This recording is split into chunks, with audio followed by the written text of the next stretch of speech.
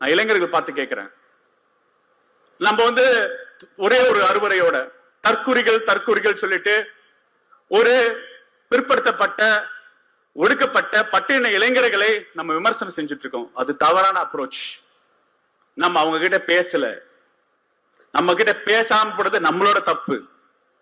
நம்மளோட கல்லூரி ஆசிரியர்கள் பேசல, நம்மளோட பள்ளிக்கூட ஆசிரியர்கள் சமூக நீதி அரசியல் அவங்களுக்கு சொல்லி கொடுக்கல, நம்ம பேசல. ஏன்னா அவன் மொழி நமக்கு தெரியல. நம்ம உரையாட ஆரம்பித்தோம்னா அவனை கன்வின்ஸ் பண்ணலாம், பேசலாம். அந்த தலைமைகள் ஒரு சுயநல போக போறாங்க. ஆனா அங்க இருக்க பசங்க ரசிகர் கூட்டம் தான். அந்த ரசிகர் கூட்டத்துக்கு உரையாட தொடங்க வேண்டும் தோழர்களே. அவங்க விமர்சனம் பண்ணது கூடாது. நம்ம டிவிகேக்கு சப்போர்ட் பண்ற கோடிக்கான லட்சக்கணக்கான மக்கள், நம்மளுடைய நண்பிகள், நம்மளுடைய ஜென்சி கிட்ஸ் எல்லாரையும் தற்குறிகள்னு சொல்லி வாங்கி கட்டிக்கிட்டு இப்ப அவங்களாம் தற்குறி எல்லாம் கிடையாது, அப்படியெல்லாம் அவங்கள கூப்பிடாதீங்க. அவங்க சங்கிகள்லாம் கிடையாது, அப்படியெல்லாம் அவங்கள கூப்பிடாதீங்கன்னு சொல்லி ஒரு குரல். யாருடா அந்த குரல் அப்படின்னு பார்த்தா,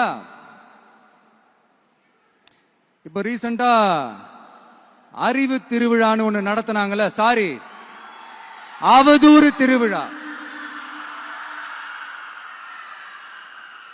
அதுல அவங்க தலைமையே